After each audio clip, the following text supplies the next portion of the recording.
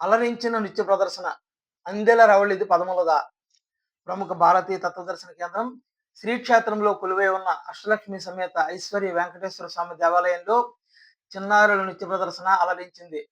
నృత్యం నేర్చుకునేటప్పుడు శాస్త్రం, ప్రదర్శించే వేళ కళ. శాస్త్రీయతకు, కళాత్మకతకు మధ్య వారధిగా నిలిచేది తపస్సు.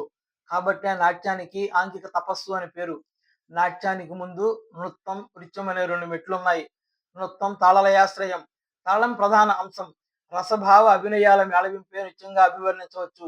సింహాచలానికి చెందిన మంతా భవాని నృత్య దర్శకత్వంలో సాయి గణేష గ్రూపుకు చెందిన విద్యార్థులు మహాగణపతితో ప్రారంభించి ముద్దుగారే యశోద, ముంగుట ముత్యము వీడు, దిద్దరాని మహిమల దేవకీ సిద్ధులంటూ అలరించారు. చక్కని తల్లికి చాంగుబళ, తన చక్కెర మోవికి చాంగుబళ అంటూ నృత్యంతో ఆకట్టుకున్నారు. ఒకపరి ఒకపరి కొయ్యారమై ముఖమున కళలల్లా మొలిచినట్లుండి అంటూ ముచ్చటగా నృత్యం చేశారు.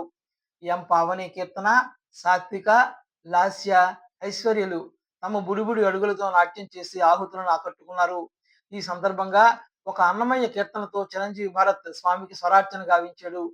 అనంతరం విద్యార్థులకు దేవాలయం ధర్మకర్తలు దుర్గా బాలాజీ, ఉమాదేవి దంపతులు ప్రశంసా పత్రాలను అందజేసి అభినందించారు.